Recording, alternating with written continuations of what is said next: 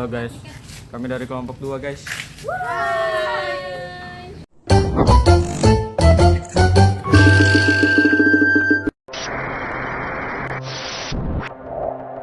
Permisi Kak, kami dari kampus STIA Sampit ingin melakukan wawancara terkait tugas yang diberikan Pak Deki, matkul aspek hukum dan manajemen sumber daya manusia.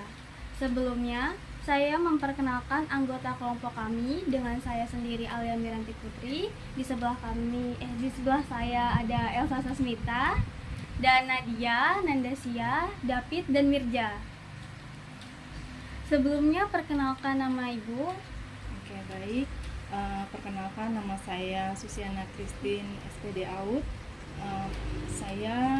Status saya sudah menikah, mempunyai anak 3. Saya kesehariannya saya bekerja mengajar juga sebagai guru SDN 5 Bamang Hulu. Terus untuk hal-hal yang lain untuk dipertanyakan silahkan. Sebelumnya usaha Ibu ini apa ya?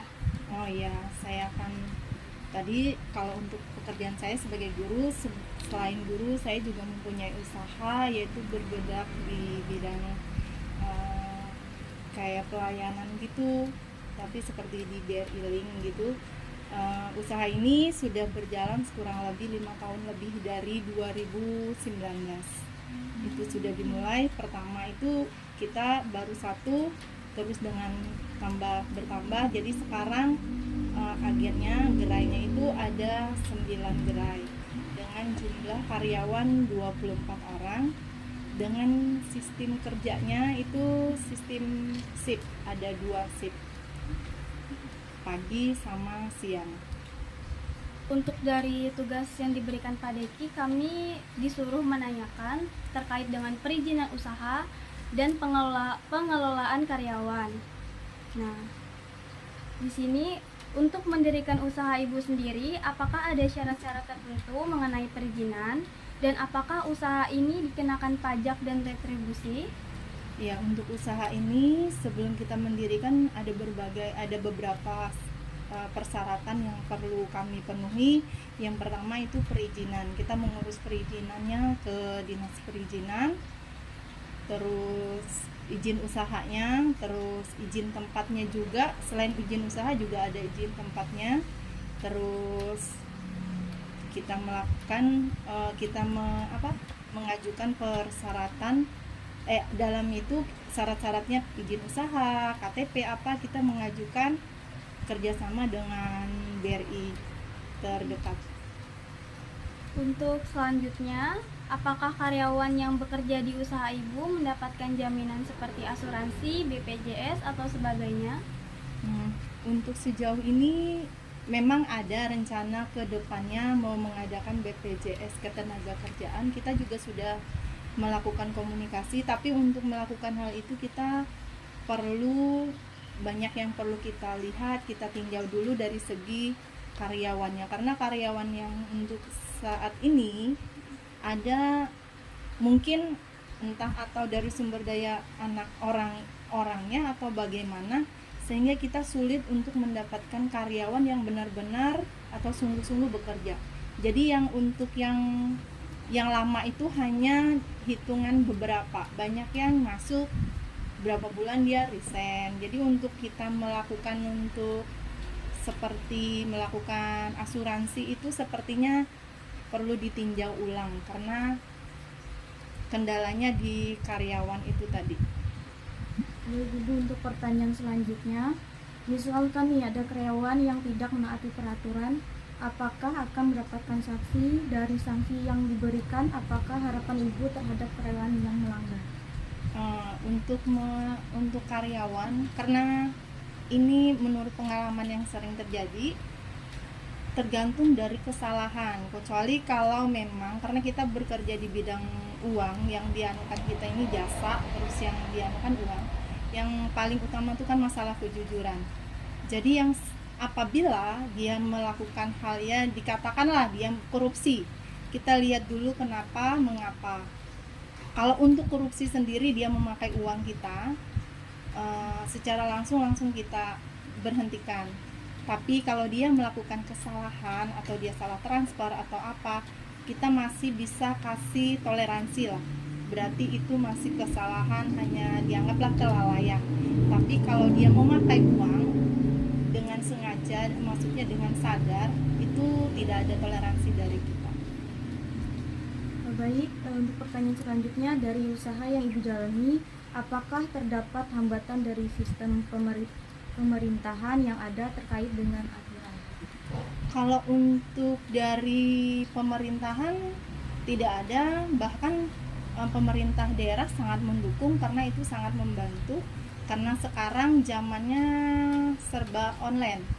Jadi orang untuk memudahkan kita. Kalau untuk karena kita bekerja samanya dengan bank, kalau kendalanya tidak ada sih, cuman biasa setiap ada kerjasama pasti ada aturannya tersendiri. Tapi untuk selama ini tidak ada kendala yang berarti, semuanya bisa tertangani dan berjalan dengan baik.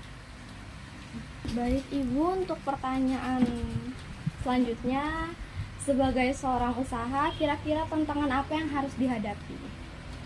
Ya, kalau tantangannya ya banyak ya, karena kita bagian tentang pelayanan.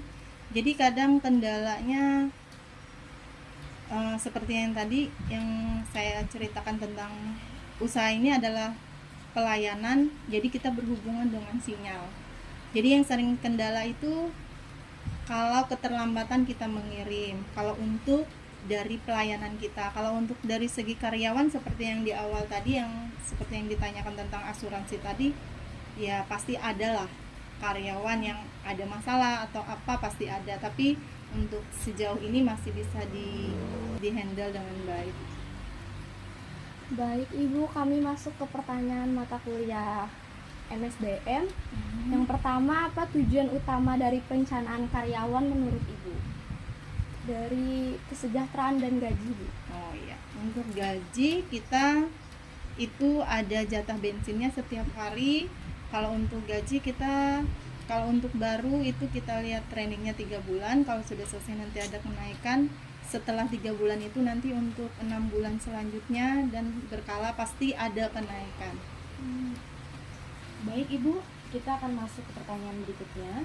Apa saja masalah saat Ibu merekrut karyawan baru dan bagaimana proses rekrutmen karyawan baru tersebut? Oh iya, kalau yang pertama dulu untuk proses perekrutan, biasanya kalau kita ada yang resign atau ada suatu hal yang ya resign lah, kita kadang melakukannya dari media sosial atau dari IG, dari Facebook. Biasanya seperti itu kita cara merekrutnya. Terus kalau kendalanya seperti tadi yang saya bilang, sumber daya orang kan berbeda-beda. Jadi yang paling utama yang jadi kendala itu mereka kadang kesusahan di nominal sama menguasai cara-cara transaksinya. Itu aja sih. Berikutnya, apa saja kegiatan karyawan saat bekerja dan apakah ada jadwal setelah pergantian shift? Oh iya, seperti awal juga tadi saya bilang, sistem kerjanya di sini adalah shift. Jadi ada yang shift pagi, dari anggap aja lah dari jam 7 sampai jam 2, terus pergantiannya dari jam 2 paling sampai jam 10 malam. Nah, kalau untuk kegiatan yang mereka lakukan yaitu melayani pelayanan tadi, misalnya ada orang transfer atau bayar listrik, isi pulsa. Nah, itu aja kegiatan yang mereka. Permisi Bu, pertanyaan selanjutnya. Bagaimana bila ada karyawan yang berhalangan hadir dan mengajukan izin atau cuti? Nah, kalau di sini untuk izin atau cuti kita biasanya dari awal sudah kita kecuali kalau mendadak itu kita perbolehkan, kecuali kalau sakit atau ada keluarga yang meninggal. Nah, untuk menanggulangi semuanya itu ya kadang kita tarik dari yang tempat, karena kita tempatnya kan gerainya ada banyak, jadi kita minta dari yang tempat yang lain supaya tetap gerainya tetap terbuka dan bisa tetap berjalan. Oke, baik. Pertanyaan selanjutnya, apakah ada sanksi apabila ada karyawan yang melanggar peraturan pada perusahaan Ibu? Tadi sudah dijelaskan juga sanksinya tergantung dari pelanggaran yang dia lakukan. Kalau dia misalnya hanya melakukan kesalahan yang seperti salah, atau dia salah transfer atau salah apa, itu masih kita toleransi. Kecuali dia memakai uang dengan sengaja, itu tidak ada toleransi dari kita. Baik Bu, pertanyaan terakhir dari kami. Hal apa saja yang mengharuskan Ibu memutuskan kontrak kerja atau pemecatan pada karyawan? Oh, ya. Hal yang untuk memutuskan tadi, kecuali kalau karyawan itu memang dengan sengaja, dengan sadar melakukan kesalahan, seperti misalnya ya memakai uang atau dengan sengaja menyalahgunakan, mungkin itu tidak bisa ditoleransi sama kita. Mungkin ini saja pertanyaan dari kelompok kami. Untuk saya ucapkan terima kasih kepada Ibu yang sudah menyempatkan waktunya. Cukup sekian Bu, terima kasih banyak. Iya, terima kasih. Semoga kalian nanti semuanya sukses, tugasnya bisa dapat hasil yang sesuai yang diharapkan. Amin. Terima kasih, selamat pagi, selamat melaksanakan aktivitas selanjutnya. Selamat pagi Bu. Baik.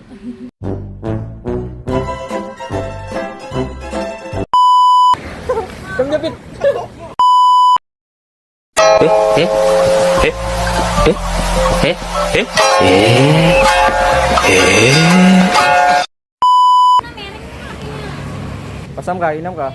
Asa sudah direkam kah? Jangan baik. Jangan emot itu, Ibnu jangan emot, diam.